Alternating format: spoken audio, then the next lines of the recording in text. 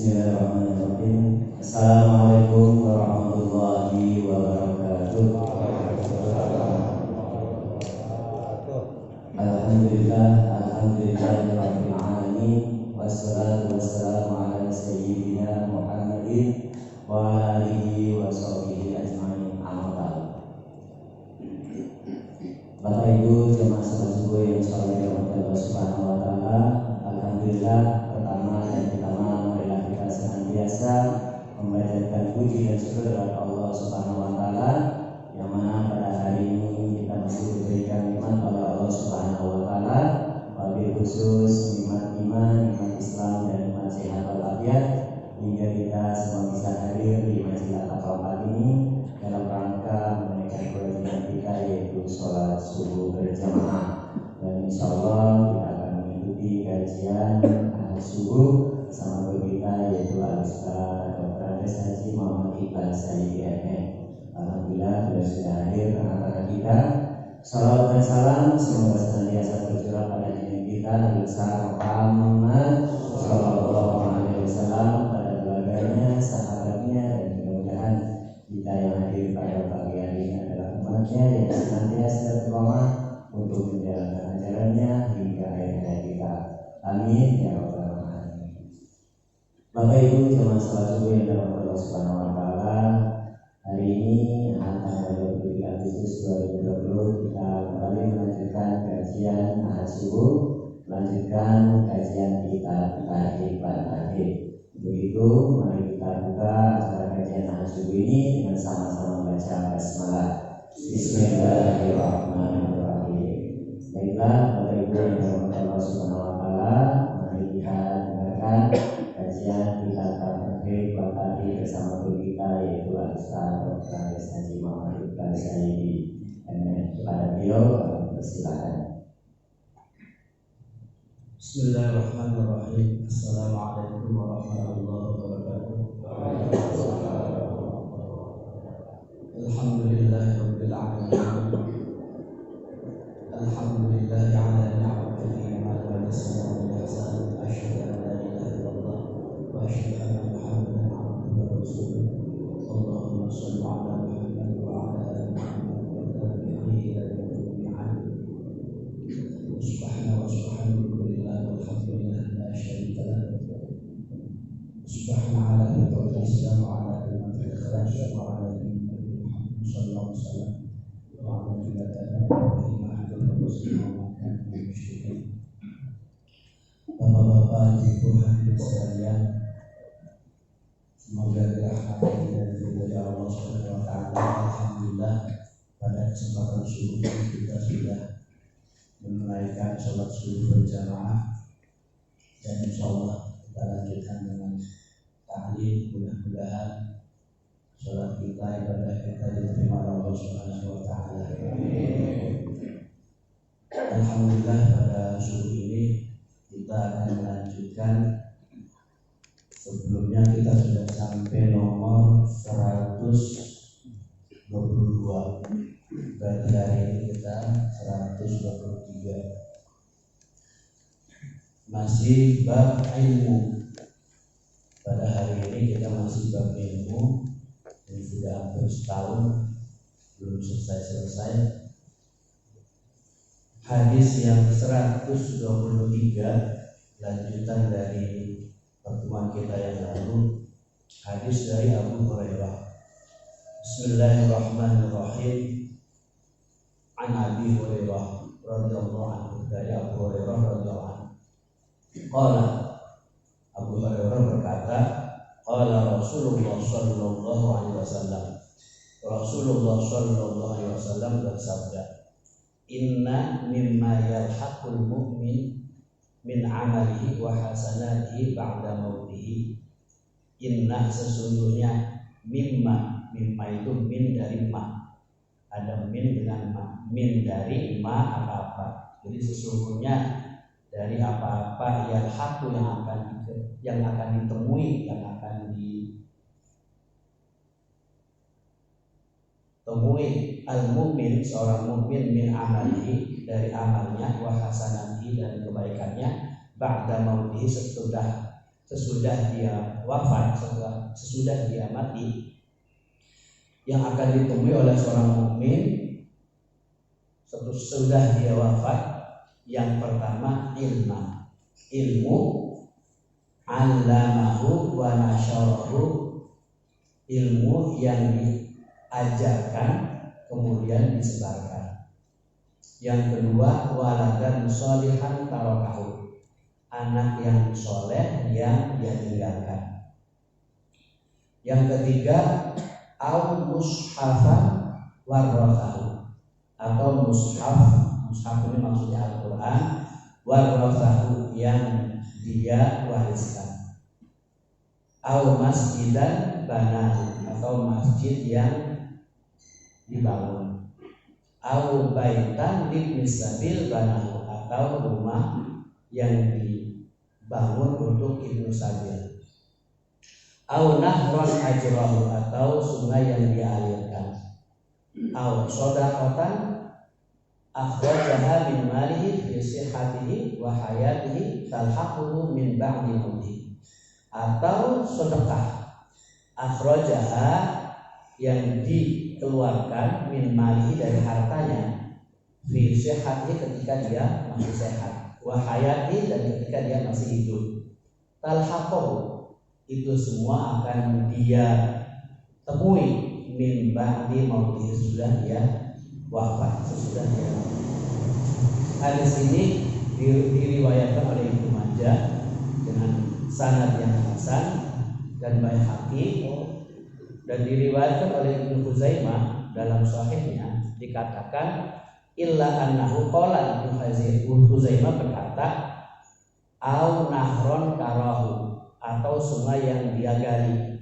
Jadi kalau yang di hadis Abu Hurairah yang kita baca ini, nahronnya berbunyi au nahron ajrohu itu artinya yang dia alirkan.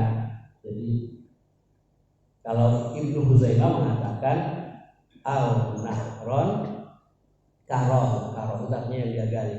Waqala, dan Ibnu Huzaimah berkata yakni maksudnya adalah hafarahu, yang dia gali sama.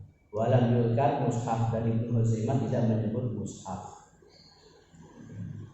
Jadi bapak-bapak, ibu-ibu hadirin sekalian, jadi ada amalan-amalan kita ketika hidup nanti akan kita temui, akan kita dapati ketika kita sudah meninggal. Pertama ilmu. Tapi ilmu ini syaratnya di sini dikatakan allamahu wa nasyarahu. Jadi ilmu yang diajarkan, yang diberi, yang disampaikan kepada orang lain, wa nasyarahu, yang disebarkan. Jadi ilmu, kita punya pengetahuan, punya tahu segala sesuatu, kemudian dia menyampaikan kepada orang lain. Kalau sudah disampaikan, berarti ilmu yang kita miliki itu akan kita temui nanti di akhirat. Jadi ilmunya harus allamahu wa nasyarahu, dia ajarkan ke orang lain, kemudian nasyarahu, dia sebarkan. Dia ajarkan kepada anak, istri, keluarga, atau siapa saja, maka sudah jatuh ilmu itu akan kita temui di akhirat. Yang kedua waladan sholihan tarakahu, anak yang soleh yang dia tinggalkan. Kalau dalam hadis-hadis lain, anak yang soleh itu cirinya gampang. Yang pulang, anak soleh itu cirinya mendoakan kepada orang tua. Jadi kalau ada anak nggak pernah mendoakan, mesti dipertanyakan. Jadi kalau dalam hadis lain, ciri-ciri anak soleh itu mendoakan orang tuanya. Jadi kalau kita jangan nggak usah orang lain lah, diri kita aja, kan punya orang tua juga, punya orang tua, kemudian orang tuanya sudah nggak ada, tapi nggak pernah mendoakan, jangan-jangan kita bukan anak soleh. Jadi dalam hadis lain dikatakan waladun sholihun yad'ulah, cirinya mendoakan orang tua, nggak pernah bosan. Karena dalam Al-Quran dikatakan orang yang soleh itu cirinya nggak pernah bosan berdoa kepada kebaikan. La yasamu anggu a'il khair, kata Al-Quran itu. Jadi orang soleh itu cirinya nggak pernah bosan kalau berdoa, nggak pernah berbosan berdoa untuk kebaikan. Jadi waladun sholihun itu, ya ini kita lihat diri kita sudah masuk kategori soleh atau enggak. Kalau udah itu ya anak-anak kita diingatkan minimal mendoakan orang tuanya, baik masih hidup maupun sudah meninggal. Bila aja ada hadisnya ini kita wakaf Al-Quran, ya kita akan dapat Al-Quran. Ini Al-Quran ini luar biasa Pak. Saya baca tentang Al-Quran ini. Artinya dalam Al-Quran sendiri, Al-Quran itu dikatakan zikir yang paling bagus. Zikir manusia akan aman, selamat. Ya udah Al-Quran dibaca. Hebatnya apa? Kalau dibaca, dia nanti nemuin kita di akhirat. Quran itu, kan ada hadisnya itu ya. Iqra'u Al-Quran, innahu sayati yaumal qiyamati syafi'an di ashabi. Baca Quran, nanti Qurannya datang kita waktu di akhirat akan memberi syafaat. Luar biasa. Quran ini memang buat ibadah yang paling gampang. Orang bodoh nggak ngerti apapun, baca Quran dapat pahala udah pasti. Apa dapat pahalanya? Kalau lancar, sejajar, setingkat dengan malaikat. Kalau tok ya tok, apa itu ya tok itu bahasa Indonesia? Terbata-batanya aja bisanya a i itu. Nyebut a itu udah 2 pahala. Kalau yang lancar kan udah 10. Jadi gampang hitungnya. Jadi masuk surga dengan Al-Quran itu gampang. Dan Al-Quran akan datang ke kita. Nyari mana sih yang dulu ngebaca saya ini? Kalau yang lain-lainnya mah rada-rada saru. Tapi Quran ini luar biasa. Quran ini dibaca bodohnya saja dapat pahala. Nggak ngerti apa-apa gitu. Kalau orang sholat kan dites dulu niatnya, dites dulu kok macam-macamnya kan rukunnya segala macam. Quran itu orang nggak ngerti aja. Belas gitu nggak ada ilmunya gitu. Yang penting bisa bunyi mulutnya itu a i u gitu. Itu dapat pahala udah pasti itu dan akan ditemui. Jadi Quran ini bisa menyelamatkan kita di surga. Atau mushafan warasah, atau mushaf yang dia wariskan, yang dia wakafkan kira-kira gitu. Atau masjidan banahu, atau masjid yang dia bangun. Ini udah paham semua lah, udah ngerti ya. Atau masjidan banahu. Jadi membangun masjid itu, ini panitia masjid bangun masjid pertama bang. Babagio ya. Nanti Babagio ditemuin nih mata keempat dan di akhirat. Ada Babagio dulu bangun saya tak keempat. Semuanya. Oh. Jadi kita semuanya ini yang nyumbang 10.000, 1.000, 100.000 apa atau tenaga saja itu kan ngebangun atau nyumbang doa. Mudah-mudahan masjid terjadi. Doa kan pahala juga. Sama dengan sodako ngedoa atau nggak ngedoa senyum aja dalam hatinya alhamdulillah ada yang mau masjid. Senyum itu kan sedekah. Tabassumuka fi wajhi akhika sodako. Sekarang ketuanya Pak ini ya Pak Joko ada yang Pak Joko. Makanya datang ke masjid nggak usah ragu-ragu, pasti kita akan temui. Masjidan banahu atau masjid yang dibangun. Au nahron ajrahu atau sungai yang dialirkan atau yang digali atau yang dibuat. Ini maksudnya mengalirkan air. Maka kalau orang suka nyumbang sumur bor atau segala macam itu bisa dikiaskan dengan nahron. Walaupun di hadis lain sumur itu ada sendiri hadisnya. Tapi mengalirkan air untuk kemaslahatan kebaikan orang itu ternyata kita akan ditemui. Kalau sekarang kan orang bikin sungai udah nggak ada, akhirnya paling ngebor air ya. Kayak saya ingat Mas Fadli itu di pojoknya ada keran gitu.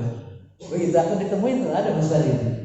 Nah, itu akan ditemuin itu berapa orang yang sudah wudhu, cuci piring, cuci tangan, cuci muka, cuci kaki.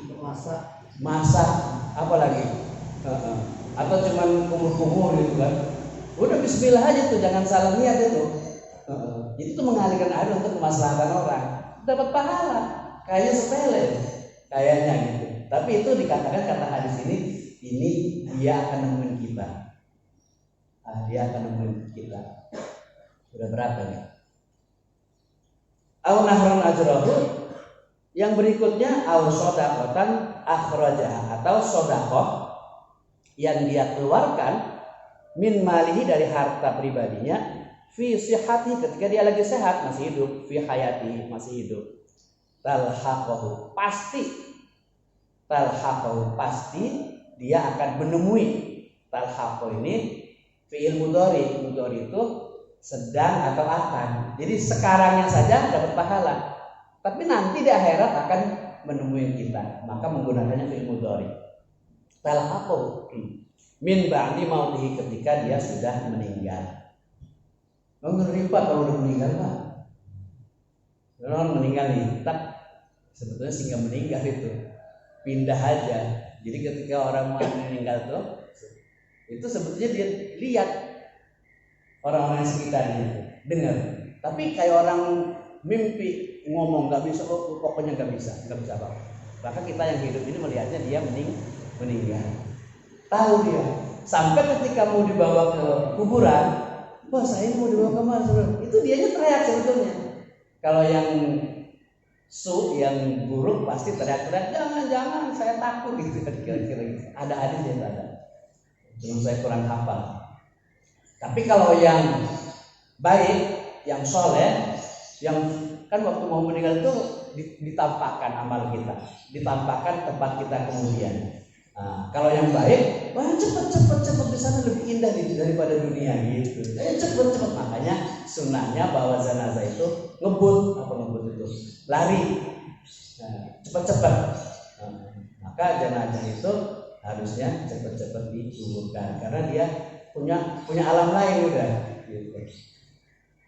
Maka bapak-bapak, ibu-ibu hadirin sekalian, sedekah yang dikeluarkan ketika dia masih sehat, masih hidup, ini akan menemui kita. Berapapun, yang penting bismillah. Berapapun nilainya, bismillah. Sedekah itu apa? Tidak harus uang. Kalau dilihat hadis itu banyak banget. Dari senyuman, dari doa, dan semua amal baik yang kita persembahkan untuk kebaikan, ternyata sedekah jatuhnya sedekah. Orang berdoa sedekah tadi kan ceritanya. Sampai orang senyum saja berdoa, itu tambah suka biwat silafika sedekah. Jadi sedekah ini ternyata akan ditemui oleh kita nanti ketika kita sudah meninggal. Karena nanti ada hadis lain, nanti kita temui juga. Ternyata sebenarnya nanti akan kita bahas di hadis berikutnya. Semua amalan kita itu nasabnya cuma dua. Kata Allah Subhanahu wa taala dikatakan ilmi wa hilmi. Di hadis lain nanti kita akan temui di hadis berikutnya. Cuman ini biar nyambung dikit. Jadi semua amalan kita yang akan kita temui di akhirat, yang akan menyelamatkan di akhirat itu harus bersanad. Sanadnya jatuhnya ilmi wa hilmi, kata Allah. Jadi semua yang kita lakukan ini ada sanadnya, ada urut-urutannya. Urut-urutan terakhir kepada ilmu Allah dan hilminya Allah. Hilmi itu akhlak, kehalusan, kelembutan, perangai yang baik. Ilmi wa hilmi di hadis berikutnya nanti. Jadi semua amalan yang gak ada sanadnya kepada Allah mesti dipertanyakan. Karena nanti di hadis lain ada cerita ulama itu orang pintar kan. Itu ternyata disingkirkan. Di akhirat itu ternyata orang itu dipilah-pilah Pak. Dipilah-pilah antara orang kafir dan orang mukmin, ulama yang baik dengan ulama yang tidak baik, itu ternyata dipilah. Ulama aja kalau tidak baik, yang di dalam hadis-hadis disebut ulama su, itu dipilah jatuhnya orang kafir. Karena dia jatuh sanadnya sanad munafik. Kalau sanad munafik, kumpulnya sama orang kafir ternyata. Nah gitu. Jadi amalan kita itu di hadis lain nanti kita temui, sanadnya harus terakhirnya amalan kita itu sanadnya harus ilmi, kata Allah, ada hadisnya, wa hilmi. Ilmi itu ilmu Allah, semuanya itu harus menggunakan ilmu Allah. Kemudian yang kedua hilmi. Jadi seperti itu. Itulah hadis nomor 123 dari Abu Hurairah. Jadi hadis Abu Hurairah ini disangkal oleh Ibnu Khuzaimah, saya mah tidak mendengar kalau mushaf mah katanya gitu, kira-kira gitulah. Tapi hadis ini hasan. Ada yang mengatakan sahih. Kalau Ibnu Majah mengatakan hasan, tasrifnya Ibnu Majah, kemudian Ibnu Khuzaimah mengatakan hadis ini sahih. Berikutnya hadis 124. An Abi Hurairah, dari Abu Hurairah radhiyallahu anhu. Qala, berkata, qala Rasulullah sallallahu alaihi wasallam. Rasulullah sallallahu alaihi wasallam bersabda, "Idza mata ibnu Adam," apabila seorang anak Adam wafat atau meninggal, in qata'a, terputus amaluhu, amal perbuatannya, illa min salasin, kecuali 3 perkara. Shadaqatin jariyatin, sedekah jariyah, tajruha, sedekah yang tajri. Yang tajri ini artinya yang abadi, manfaatnya terus menerus walaupun dia sudah meninggal. Yadluhu ajruhu, ini akan ditemui pahalanya, akan didapati pahalanya. Wa ilmun yu'malu bihi min ba'di, dan ilmu yang diamalkan sesudah dia meninggal. Sama ini saya kira. Jadi sebagus-bagusnya kita meninggalkan sesuatu, ketika udah mau meninggal, mau wafat, minimal meninggalkan yang 3 perkara ini. Jadi sebagus-bagusnya orang kalau mau meninggalkan sesuatu, mau apa ya namanya, membuat sesuatu peninggalan, itu dikatakan ada 3. Waladun sholihun yad'uhu, anak yang soleh. Jadi kalau kita mau mati, meninggalkan apa? Pertama, waladun sholihun, meninggalkan anak yang soleh. Ini adalah sesuatu yang peninggalan yang bagus, peninggalan yang baik. Shadaqah tajri yablughu ajruha, kemudian shadaqah yang abadi, shadaqah jariyah kita sebutnya. Dan yang kedua adalah ilmu yang diamalkan sesudah kita meninggal. Jadi meninggalkan ilmu itu, ini adalah sebagus-bagusnya peninggalan. Jadi ada 3 peninggalan kata hadis Abi Qatadah. Kalau kita mau meninggalkan sesuatu, itu 3 perkara ini. Saya kira jelas. Hadis ini dikatakan sahih menurut Ibnu Majah tahrifnya. Lanjut. Wa 'an Ibnu Abbas, dari Ibnu Abbas radhiyallahu anhu. Qala, berkata, qala Rasulullah sallallahu alaihi wasallam. Rasulullah sallallahu alaihi wasallam bersabda, ulama hadhil ummah rajulani. Waduh, ini hadis ini rada sensitif, ya legowo aja ya, saya baca aja. Ya. Ulama hadhil ummah rajulani. Ulama umat ini ada 2 orang, ada 2 tipe, ada 2 prototipe. Nah, jadi dari hadis ini kita menemukan 2 macam ulama. Pertama, rajulun atahullahu ilman fabadalahu linnasi. Saya berkata rajulun, yang pertama tipe ulama yang rajulun atahullahu ilman, seseorang yang diberi oleh Allah ilman, ilmu pengetahuan. Fabadalahu, kemudian dia curahkan ilmunya itu linnasi, untuk manusia. Walam yakhud alaihi qama'an, tapi orang ini lam yakhud, tidak pernah ngambil alaihi, dari menyebarkan ilmunya itu, dari mengajarkannya itu kepada manusia, qama'an, sesuatu yang dia harap, tidak pernah diambil. Qama' ini bisa dijadikan, kalau diterjemahkan, ini saya menerjemahkan letter-letternya ya. Jadi tipe ulama yang pertama orang laki-laki. Rajulun, di sininya rajulun, jadi saya terjemahkan orang laki-laki. Atahullahu ilman, yang diberi oleh Allah ilmu. Fabadahu, kemudian dia ilmunya itu dia curahkan, dia persembahkan linnasi, untuk manusia. Ciri-cirinya yang pertama, lam yakhud alaihi tama', dia tidak pernah mengambil sesuatu yang lazimnya orang suka. Ya, amplop lah gampangnya lah. Tama' itu sesuatu yang ya itu. Tama. Berikutnya walam yashtari bihi samanan, dan dia juga tidak pernah yashtari bihi, ngasih apa bahasa Indonesia kira-kira yang pas, ngasih apa itu tarif, ngasih tarif. Walam yashtari bihi samanan, dia tidak pernah menetapkan saman itu artinya harga, menetapkan tarif kan harga saman bahasa Indonesia. Fadzalika, orang yang seperti ini taghfiru lahu khitanul bahr. Orang yang seperti ini akan dimintakan ampun untuk dia khitanul bahr, oleh ikan-ikan yang ada di laut, wadawatul bar, binatang-binatang yang ada di daratan, wa tayr, dan burung-burung fi jawi sama yang ada di langit. Mana tuh?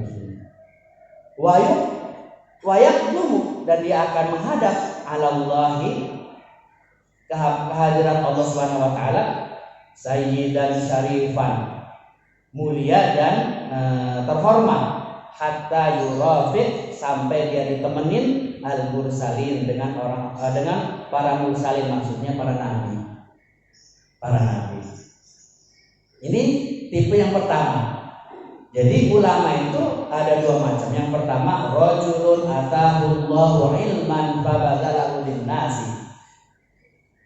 Orang laki-laki yang diberi ilmu oleh Allah Subhanahu wa taala, kemudian dia curahkan ilmunya itu untuk mengajari manusia, memberitahu manusia, walam ya'khud alaihi tama'an. Tapi dia tidak pernah mau mengambil tamak. Bahasa gampangnya amplop lah. Walam yashtari bi samanan, dan tidak pernah memberi tarif. Fadzalika, dan orang yang seperti ini tastaghfir, dia akan dimintakan istighfar, dimintakan ampun oleh ikan yang ada di laut, binatang-binatang yang ada di daratan, burung yang ada di langit, dan dia akan bertemu dengan Allah dalam keadaan mulia dan terhormat serta ditemani oleh para nabi. Ini kelompok yang pertama. Yang kedua, warajulun, dan orang laki-laki atahullahu ilman, yang diberi ilmu oleh Allah Subhanahu wa taala, fabakhila bihi an ibadillah, dia pelit, bakhila bihi an ibadillah, terhadap hamba-hamba Allah. Wa akhadha alaihi tama'an, kalau dia menyampaikan, akhadha, ngambil, alaihi, dari apa yang dia sampaikannya itu tama'an, sesuatu. Yang enak aja sesuatu aja ya, dimakannya ya. Enak ya kata ya. Kalau jemput amruk aja terlalu vulgar ya. Suatu ibadah. Tomah. Jadi wasyarabihi samanan, dan orang yang ini, ulama yang kedua ini, syarabihi samanan, masang tarif. Fadzalika, orang yang seperti ini yuljamu yaumal qiyamah bil jami binar, akan dikalungkan, akan diberi kalung lah. Dijam itu sebetulnya pelana. Akan dikalungkan pada hari kiamat dengan kalung dari api neraka. Wa yunadi munadin, dan akan diseru, akan dipanggil oleh seorang yang memanggil, hadzalladzi atahullahu ilman, inilah orang yang diberi ilmu oleh Allah. Fabakhila bihi, dia pelit, dia bakhil, an ibadillah, untuk menyampaikan, mengajarkan kepada hamba-hamba Allah. Wa akhadha alaihi tama'an, dan orang ini mengambil sesuatu. Washtara bihi thamanan, dan orang ini memasang tarif.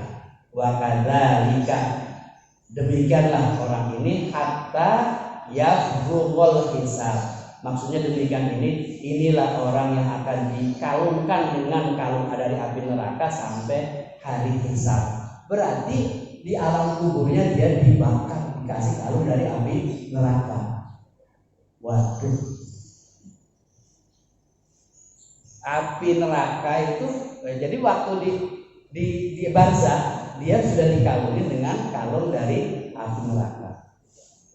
Jadi ulama itu ada dua macam. Gitu ya. Emang hadis ini serba salah yang menyampaikannya, serba salah. Tapi saya sampaikan baca apa adanya, Hadis ini dari mana tadi? Ibnu Abbas, dari Ibnu Abbas. Dari Ibnu Abbas. Kemudian tahrifnya gimana? Rawahu Tabrani fil Awsat. Tabrani menulisnya di kitab Al-Awsat fi isnadihi, dalam sanadnya Abdullah bin Khirash. Sanadnya Ibnu Khirash. Wasaqahu Ibnu Hibban. Kata Ibnu Hibban ini itu apa? Benar ya itu. Wasaqahu Ibnu Hibban fi ma'alam. Yang saya tahu ini thiqah. Jadi hadis ini kata Ibnu Hibban adalah hadis yang thiqah, hadis yang benar. Ya, hadis sahih. Habis, masih ada satu lagi ya? Satu lagi biar ada banyak. Biar cepat habis. Sekarang hadis yang berikutnya 127. An Abi Amamah radhiyallahu. Dari Abi Amamah radhiyallahu. Qala Rasulullah sallallahu alaihi wasallam. Rasulullah sallallahu alaihi wasallam bersabda, "Alaikum bihadzal ilm qabla ayyuqbal." Hendaklah kamu alaikum bihadzal ilm. Pegang ini ilmu pengetahuan qabla ayyuqbal, sebelum kamu pelajari. Wa qabduhu an yurfa, dan orang yang mempelajari ilmu itu ayyurfa, akan ditinggikan derajatnya. Wa jama'a baina isba'aini, dan Nabi Rasulullah SAW jamaah menyatukan dua jarinya. Al-wusta itu berarti tengah. Belajar dan mengajar ini nggak bisa dipisah. Nggak ada orang belajar sendirian, dan nggak ada juga orang ngajar sendiri kan. Jadi ini partnership yang nggak bisa dipisahkan. Maka di Nabi dalam hal ini dikatakan syarikani, ini nggak bisa dipisahkan. Syarat ingin sanad kita itu masuk, nyambung kepada Nabi dan kepada Allah, sanadnya itu harus ada guru, ada murid. Ada guru, ada murid, berarti bisa dipertanggungjawabkan amalnya itu. Baik nafas, pergerakan maupun apa saja yang dilakukan di muka bumi ini ada sanadnya. Ada guru, ada murid. Dia belajar, bukan ngarang. Artinya amalan manusia itu nggak boleh ngarang. Kalau amalan tidak ada sanad, berarti amalan yang ngarang. Nanti di hadis lain disebut bid'ah kan. Tapi kita sering disebut atau radikal. Tapi di sini katakan bid'ah itu apa sumbernya? Setan. Ada hadisnya di sini di kitab ini. Jadi kalau orang berbuat tidak ada sanadnya, tidak ada gurunya, tidak ada muridnya. Nah, jadi berarti kan kalau syarikat ini kan nggak bisa dilepas. Jadi guru dan murid itu syarat mutlak untuk bisa selamat sanad kita kepada Allah Subhanahu wa Ta'ala. Gitu. Jadi begitu. Orang yang berbuat tidak pakai sanad dikatakan la khaira, nggak ada bagusnya. Kata hadis ini dikatakan, mana tadi nomor berapa ya? Wala khaira fi sa'irin nas. Orang-orang yang lain yang berbuat amal soleh, amal apapun yang dia klaim kalau tidak ada sanad, tidak ada sumber kepada Allah, Allah katakan ilmi dan ilmi, maka itu la khair, tidak ada kebaikan. Tidak dihitung amal yang baik dan tidak diterima. Jelas ya hadis ini ya. Jadi kok selain guru dan murid itu dianggap nggak benar gitu kan? Maksudnya orang yang berbuat tidak ada gurunya, tidak ada sanadnya, tidak ada sumbernya, kemudian tidak nyambung kepada Allah dan Rasulnya, itu adalah orang yang berbuat pakai ngarang. Artinya sanadnya nggak dipertanggungjawabkan. Baik, ini jangan panjang-panjang jadi urusan. Saya kira itu. Kalau ada pertanyaan, saya kira boleh. Saya mohon maaf atas segala kekurangan. Wassalamualaikum warahmatullahi wabarakatuh.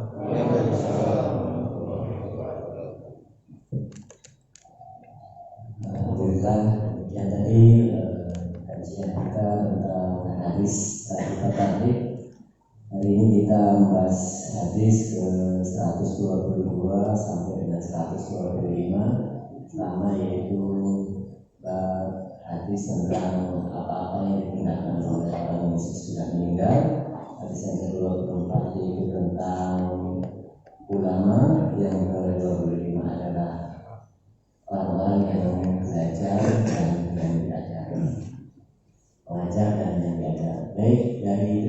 tadi mungkin dari Bapak Ibu ada yang bertanya, kami persilakan. Ada yang tahu.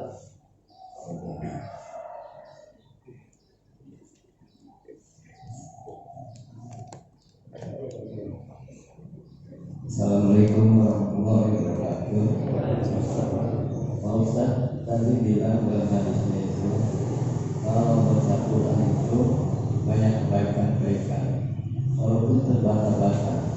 Tapi ada yang bilang kalau baca Qurannya salah-salah itu Al-Quran akan merahmat kita atau Allah akan merahmat kita. Jadi sangat bertentangan.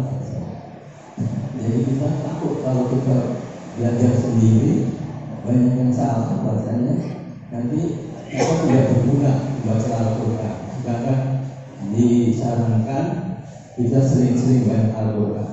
Jadi maksudnya selalu harus ada gurunya kalau baca Al-Quran. Kalau nggak ada gurunya nggak bisa, nanti salah-salah Quran akan melaknat kita atau Allah akan melaknat kita. Nomor satu itu. Yang kedua tentang ulama ada yang terkenal, ada yang enggak. Sedangkan si ulama itu rezekinya dari menerima amplop. Ada yang pakai tarif, ada yang enggak. Kalau rumah yang besar, nggak mungkin dikasih seadanya dari jemaah yang punya itu. Bagaimana hanya itu? Terima kasih. Assalamualaikum warahmatullahi wabarakatuh. Waalaikumsalam. Terima kasih. Yang pertama tentang baca Quran. Yang terbata-bata itu dikatakan bahwa syakun alaih, dia sulit, berat mulutnya. Bahwa yatapok, dia terbata-bata. Jadi beratnya itu bukan dibuat-buat, bukan pinter, tapi ngebacanya kayak orang nggak pinter gitu. Nah itu nggak boleh. Jadi dia udah niat, tapi dia nggak bisa. Syakun alaih, mulutnya berat, tapi dia mau berusaha. Walaupun kayak tok terbata-bata, itu dia dapat pahala 2. Itu. Apalagi yang pintar, yang udah bagus ya beda kata itu. Terus kalau orang salah baca Qurannya tuh dapat dilaknat gitu. Ya kalau orang udah pintar kayak Ustaz Budi gitu, bacanya itu kayak anak TK, ya itu namanya ibadah gitu. Pantas dimarahin. Kira-kira gitu. Ya Pak Zainal ya, kebayang kan? Dari dia ngasih orang. Itu hukumannya. Nah, zaman sekarang ini berkembang menjadi fikih. Nah, ini ya, berkembang menjadi fikih. Lah, Ustaz itu kan manusia. Allah jauh lebih besar dari yang diberikan oleh manusia. Gitu. Tapi kan berkembang fikih. Indonesia ini paling hebat untuk mengembangkannya. Berkembang fikih, lah dia kan punya kebutuhan hidup, punya keluarga, wajar dong, gitu kan?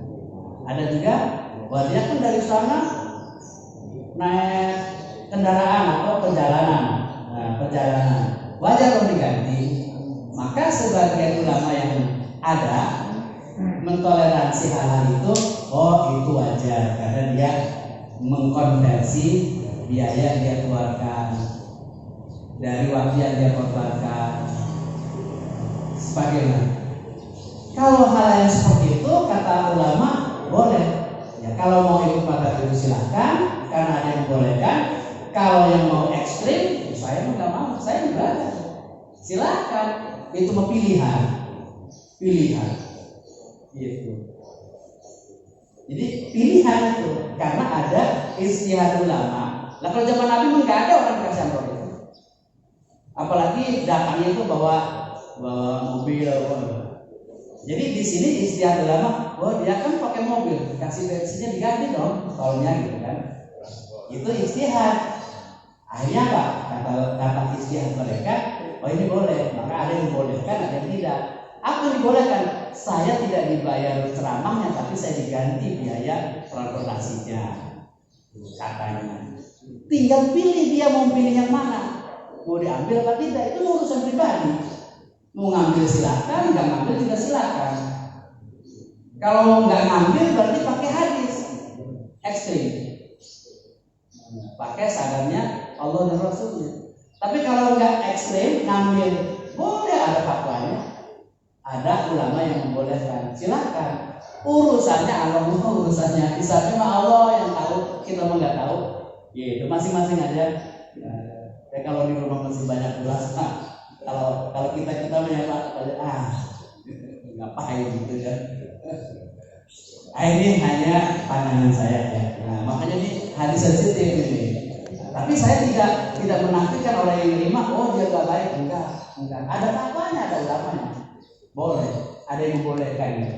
Tinggal pilihan dia mau jalan kemana, mau A atau B, pilihan. Hidup ini pilihan. Udah ya jelas ya. Itu kan rezekinya dari Allah. Ulama sebut dengan diganti. Iya. Boleh. Jadi ada di hadis lain Pak Zainal. Ini tapi bukan hadis ini, bukan hadis ini ya. Hadis tauhid. Hadis tauhid itu semua yang datang kepada kita itu dari Allah kuncinya. Tapi kalau wasilah ini macam-macam. Nah, itu bahasanya panjang. Jadi rezeki itu keyakinan seorang muslim bukan dari dia, dari Allah. Itu tauhid, pelajaran tauhid. Ya. Jadi orang yang muslim akidahnya gitu, rezeki dari Allah. Karena ayat Al-Qur'annya banyak, Allah yang ngasih rezeki. Tapi Allah menggunakan cara namanya wasilah. Macam-macam lah liku-likunya, ada yang pakai dagang, ada yang pakai ngajar, ada yang pakai macam-macam. Tapi jangan diyakini dari dia, tapi harus dari Allah lewat liku-liku ini. Jadi tauhidnya harus ke situ. Jadi saya terus sedikit. Kemudian, loh, kenapa nggak langsung dari Allah? Kalau langsung dari Allah bertahan. Maka saya pernah ngomong ke siapa gitu. Di suatu masjid ada orang berdoa. Saya agak lupa. Doanya orang Yahudi. Orang Yahudi. Wah, kata orang Yahudi, ya Allah, saya mau pengen sekali-kali ini. Jadi lupa saya. Al-Quran itu. Ma'idatan minas sama itu ya. Ma'idatan, ingat Bapak menit. Angin ini ma'idatan minas samai takun lana idan di awalina wa akhirina. Ya Allah, saya mau pengen langsung nih, pengen dapat rezekinya langsung gitu, nggak pakai seliku-liku tadi tuh. Nah, ini orang Yahudi ini jangan ditiru, dan doa ini jangan dibaca. Ini doa yang membuat orang Yahudi disiksa yang paling pedih daripada manusia lainnya. Anzil alaina ma'idatan minas sama itu ya, itu ada Al-Quran itu. Dia pengennya dikasih rezekinya langsung gitu, nggak pakai liku-liku tadi. Akhirnya apa? Saya janji ya Allah, saya ini pertama kali sebagai kebanggaan bagi saya supaya yakin lah ini. Tentunya nggak yakin. Maka Allah di ayat berikutnya, saya akan siksa dengan siksa yang paling pedih. Tidak ada yang lebih pedih dari manusia lainnya. Ya Allah yang anzil alaina ma'idatan minas sama. Jadi kalau orang Muslim dibikin akidahnya nggak boleh langsung dari Allah itu langsung putok gitu ke sini, nggak boleh. Harus pakai wasilah. Nah, wasilahnya ini makanya tadi yang ceramah dengan ngambil ya nggak apa-apa, ada fatwanya. Berarti ada sanadnya kan? Ada fatwanya. Kalau yang ekstrim nggak ngambil, nggak apa-apa, ada sanadnya. Nanti hitung-hitungannya yang nimbang itu yaumul mizan. Nah, gitu. Ya, ada yang lain? Baik, mungkin karena waktu sudah sempurna, kita cukupkan kajian kita pagi hari ini. Mudah-mudahan kajian hadis tadi bermanfaat bagi kita semua, ilmu, amal dan sebagainya. Mudah-mudahan Allah Subhanahu Wa Taala senantiasa memberikan berkah kepada kita semua. Ini ya Allah. Baiklah, tauhid dalam Allah Subhanahu Wa Taala. Insyaallah kita akan lanjutkan kajian berikutnya minggu depan bersama guru kita yaitu Al-Ustaz Dr. Haji Muhammad Anwar LCMN yang akan hadir pekan depan di pekan kelima. Mudah-mudahan kita semua diberikan kesehatan Allah Subhanahu Wa Taala untuk kembali hadir bersama Ustaz Dr. Anwar kajian Ahad subuh besok. Baiklah, tauhid dari Allah Subhanahu Wa Taala. Kita akhiri kajian kita hari ini dengan sama-sama baca hamdalah. Alhamdulillahirabbil alamin. Kita tutup dengan doa kafaratul majelis. Subhanallah. asyhadu an la ilaha illa anta astaghfiruka wa atubu ilaik. Kurang maaf, wabillahi taufiq wal hidayah. Assalamualaikum warahmatullahi wabarakatuh.